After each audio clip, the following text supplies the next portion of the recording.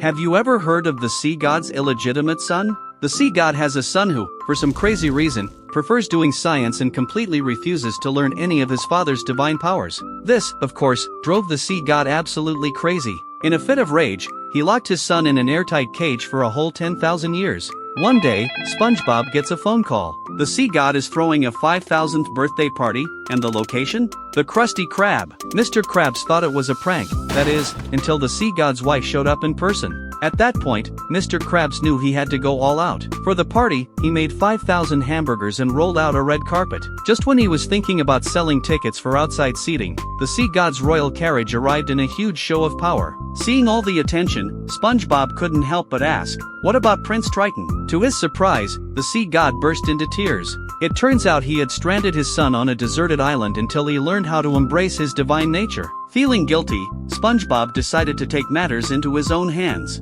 He traveled to the island, asked the prince to come to the party, and surprisingly, the prince agreed. But when the prince returned, he didn't say a word. Instead, he locked everyone at the party in cages and then flew into the sky, wreaking havoc on the town. SpongeBob panicked and begged the sea god to step in. But here's the twist, the sea god wasn't mad at all.